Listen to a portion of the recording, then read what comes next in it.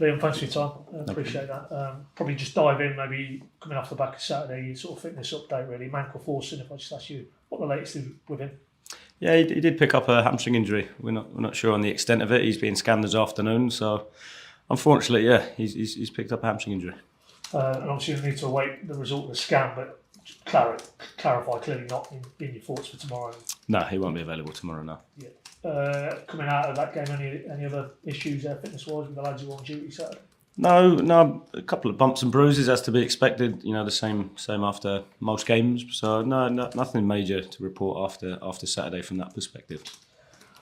Just before we get into obviously what we're here today for Portsmouth, but just your more considered thoughts. I know you've had a couple of days to process that Millwall game. You said frustration was one of your overriding emotions, and you'd probably feel that when you debriefed it. Was that still the case?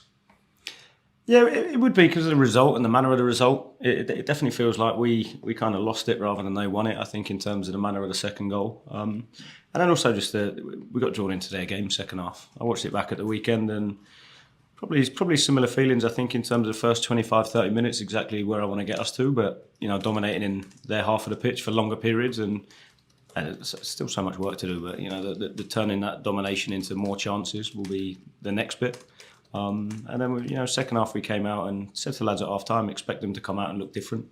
I think it's quite often the case if you have elements of control like we did. Naturally Alex comes in, solves the problem for them and says, right, be a bit more aggressive, press like this, change this. And what we then have to do is, be good enough to adapt and solve the problem off the back of that. And for me, we didn't do that. We made it their game a bit too much second half. Yeah, you said that after the game Saturday, second half nowhere near the level. And do you attribute that drop-off partly to obviously they were a bit more aggressive, but maybe not handling the pressure, taking that responsibility?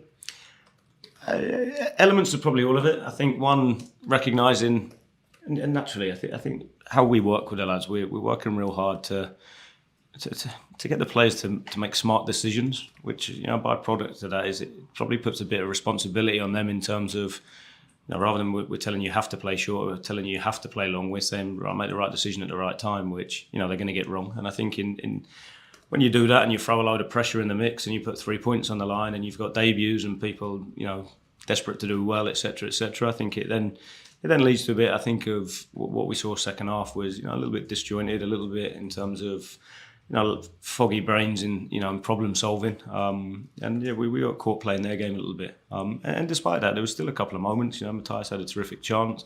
Ante had a good one off the cross. There was still a couple of flashes and moments within it, which, for all the play between the boxes, it wasn't like, we've had to suck up loads of shots on goal, etc. It was more a fact we didn't control the game like we wanted to second half. You say you've obviously watched it back. I'm sure you had those dialogues with your coaching staff. But how does it look with your players? What type of coach are you? Do you want that input from the players day one, day two after a game? How's that? Yeah, definitely. Spoke with a few individually today. Then we had a team meeting. We're real honest, open. I think if we want to improve, if we want to get better and we want to do it quickly, we've got to be real open and honest. And again, I think that for me is the only way you learn and improve and get better is if you can take that. And it comes from putting the team first place. Is if we want the team to be successful, we have to look at ourselves and go, right, this wasn't good enough. This was good. And I think getting the right ratio of that, of showing what's good and what it looks like versus areas to improve, what needs to be better. Yeah, of course, my job's to find the right blend and balance of that. So yeah, we had a real open, honest, frank meeting this morning with the lads, and then went out on the grass and worked on some bits.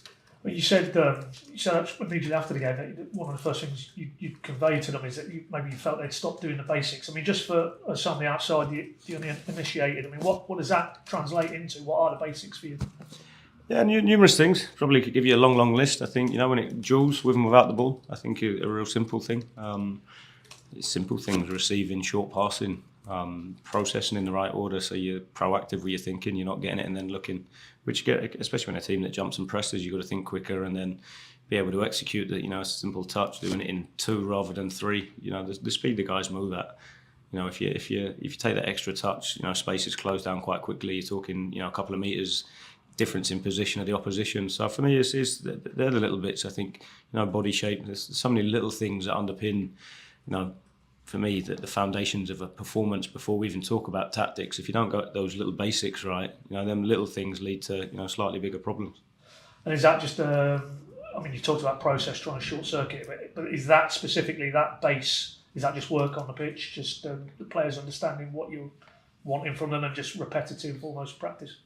Definitely that, what we're after, but also their connections, their understanding of each other. You know, like I say, it's the first time that team's played together at the weekend. There's obviously been little relationships, you know, developing, forming, but not under pressure. I think that's the biggest bit in terms of what we use the weekend for, because let's be clear, we'll win games, we'll lose games, we'll draw games over the course of the season. I think is how do we do it together? So when we're up against it, how do we respond? What are the strategies? How do we use previous experience in the future to go, actually, I remember that, let's do this slightly different. So for me, that they're all the bits that we have to use and maximise the learning from, so that we keep growing, that we keep improving.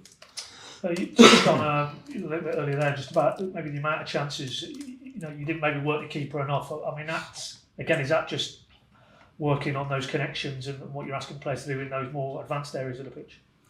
Yeah, I think so. I think, you know, actually look, ultimately the most important stat's the number of goals, right? But then when you do below that a little bit, Flad had 1 save to make, their keeper had 2. You know, I think when you know, corners, etc., there wasn't a huge amount in it. I thought they got into our box a bit more, which we defended terrifically well. Strangely, it's one of the first times I probably played Millwall and felt relatively comfortable defending set pieces. I thought we were excellent at it. But definitely when you look at the first half, the control we had, we have to turn that into, you know, better chances, better progression, final third, box entries. How do we do that to create more? And that's the hardest bit, right? We did a really good job, I thought, of pushing them back into a block. The next bit then, which, you know, is how do you then break that block down? How do you do it? And we did it a few times. We got into some half decent areas. I thought, you know, second half, Jack, Joe down the right hand side, we got into some decent areas for a couple of crosses there. I know Ben Cresceni had one on the back post. So there was some decent moments and opportunities, which a lot of the work we'll do is to how do we now turn that control into, you know, better chances ultimately. On that front, and you touched on him already, you know, Matthias Kiskards, to get him on the park, and it felt like, you know, that was his game. He wanted to be in the box. There was that one he went near post, went there for Josh Sargent's cross. That's his natural instinct. I mean, how did you see, you know, his initial impact, and where do you see him maybe moving forward? Is he more effective in that pocket behind a Sargent type player for you? I'm really pleased with the impact he had. I think in terms of, you know, brought real energy, real purpose with his running. Obviously, you know, had a terrific chance. It's one of those, I think, what we have to do is get him in a position to bring his strengths. So when you look at it, that it's his movement, it's running depth, it's attacking crosses. So we have to get him in areas to do that, whether it be as the 9 or whether it be from slightly deeper. For me, it's getting him into an area, and, you know, they're the bits when you look at, you know, connections, you know, players understanding Matthias, what is he, how does he play, you know, what's his second, third game that he's played, how do we utilise him when we put the ball wide, what does he do? And they're the bits that, again, I think the players, you know, will give them clarity around elements of it, but they'll also feel it as they develop their relationships as well. Maybe tipping it forward to tomorrow night. I mean, is he now at a level fitness-wise and that base that he could potentially start? I'm pushing you for your team tomorrow night, but is he now at that level that he could start against you? He's definitely pushing for it, yeah. I think he's definitely pushing. The minutes at the weekend were, you know, doing the world of good in getting that in his legs, and, you know, playing at Carabao Road as well, I think could be another big positive for him. So he's moving in the right direction. We just have to make sure that, you know, we keep him going that way. Obviously, you know, like, and that's, you know, you look at the weekend, Mirko had only had 5 days with us. You look at Jeff, you know, catching up a little bit in terms of it. Matthias again, obviously because of the summer he had. So there's a few of the lads that are kind of progressing in that area, and, you know, I think one of the big pluses so far is we've been able to do a lot of the work early. Whereas, you know, there'll be some clubs that will still be doing, you know, a decent amount of business in the next few weeks, which, you know, any team that, you know, signs a decent number of players, it takes time to settle them, transition them, and get them into a position where they understand what it looks like. Cup game tomorrow night. I mean, are you a coach who would tip more towards maybe changing up wholesale, or do you want that continuity factor? Where do you set the balance when you sort of, especially early season, you're switching from league to cup? Blend. I think it's a blend. I think it's one of those we want to give opportunity to people that haven't had minutes and keep progressing those, and, you know, see at the weekend the importance of subs, the impact they can have. So I think we need to keep building that in players, as well as, you know, trying to find a bit of, you know, continuity and consistency, and, you know, trying to develop those relationships that we're speaking about. So it'll be one of those. It'll be a blend of bit of continuity, but also a little bit of change as well. Where are you just more generally as a head coach with cup competitions? I mean, is it, you know, it's another opportunity to win a game, build some momentum, or you know, is it one of those? Well, clearly the league is the priority, and maybe Pompey is the game you're looking at this coming week.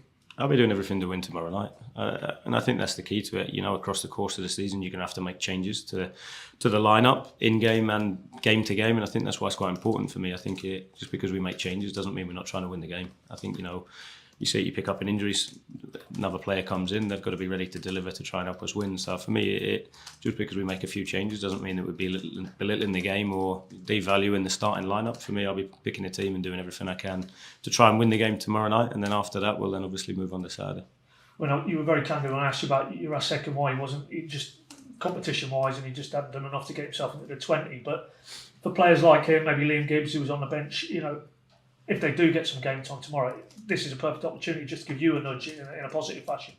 That's the most important bit, I think. I think, when you look at depth, competition, how we use it all comes down to the players grabbing the opportunity. I mean, ultimately, I'll do everything I can to try and pick a team to win. And I think that the challenge for the lads is to give me that headache and say, right, I'm the one that should be picked to do that. And the only way you do that is by controlling what they can, which is how they apply themselves every day, what their attitudes are like, and ultimately what quality they bring as well. I know it's about you and what your team produce tomorrow night, but Watford, in many ways, a lot of parallels, new boss, new players. Obviously, not to remind you, but obviously got beat late on Saturday as well in that respect. But probably a club championship-wise who've been in the Premier League, similar ambitions. Can you see there's a lot of parallels between these two clubs? Yeah, bits of look. To be honest, I've just looked into their games and what their setup's like. I think the context of their situation and the changes they've made, etc. For me, I haven't invested too much time and energy. It's more about what players do they got, what team are they picking, what did they do at the weekend, and looking into that and taking the information we need as opposed to club comparison. What do you think you'll need to be good at then tomorrow night, purely in terms of the challenge on the pitch? Everything. Simple, yeah. Everything. I think you have to be hard to beat, and you can do that in numerous ways. You can do it without the ball, but you can also do it with the ball. So I think the big bit for me tomorrow is building on some of the bits that we've seen the other day, and we've got to keep progressing that and moving that forward. How do we control games with the ball, and then when we haven't got it, how do we? I thought we blocked very well at times at the weekend, but how do we then shift that block to moving up the pitch and being a bit more aggressive, so we don't stay in defending our box. We don't want to be that type of team. So I thought the lads showed a terrific example of being able to do it. It's then how do you then progress it and move it up the pitch so that you force it back. So for me, we try to cover as many aspects so the lads have got clarity of how do you stay aligned, and then we just have to keep refining it and building on it and developing them at it. I mean, you've said a few times in various sort of media sort of touch points that, it is a process, but you need to accelerate that process and almost try and fast track it a bit. I mean, what does that look like, do you think, in your mind? How do you almost inject that, go forward a little bit quicker? Yeah, I think it's the collective buy-in. I think it's us setting the culture, which I think we've worked hard to do. Is first and foremost, it's great me wanting to coach, but it's the lads are closed and aren't open to it. That limits how quickly we can do it. So again, I think credit to the players. We had a tough meeting. We watched some tough clips this morning, but with the angle of none of it's ever a personal attack. It's how do we make you better? How do we make the team better? So I think being open to that. I think it's then going through some of the experiences. I think you have to. You don't just sign a load of players and all of a sudden, of course, I get the excitement. I'm excited still. It doesn't always just click straight away and everything's rosy. I think you have to learn, grow, and develop as a group and understand each other's games and what we're doing. And tomorrow night presents another opportunity for us to keep moving forward. Just a couple more if I can, mate, on the sort of transfer window side. You touched on it there that maybe you are at an advantage as a club that you've done a good proportion of your business, and that allows you then an opportunity to get those players in and work with them and try and again fast track that process. 2 or 3 weeks left in the window. I mean, is it more about trimming, do you feel, now in terms of the squad numbers than maybe further additions? Yeah, probably. I think so. I think in terms of refining it a little bit, I think will be quite key. But even then, there's always noise. There's always uncertainties. So again, I think it's one of those.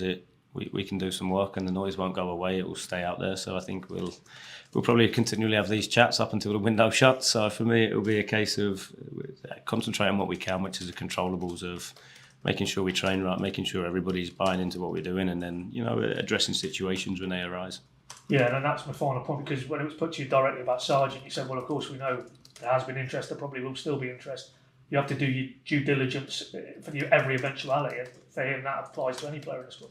Yeah, completely. And look, Ben and Lee are doing a terrific terrific job behind the scenes in terms of not just for, as you mentioned there, Sarge, but for the whole squad, for, not just this window, but for many windows beyond. And I think that's where the game's probably really evolved and progressed, I think, in terms of the forward planning and being ready for, every eventuality. And then, of course, there's always elements where you can be proactive, and there's, bits where you have to be reactive as well. So it's the two going hand in hand. So there's a huge amount of work that goes on behind the scenes.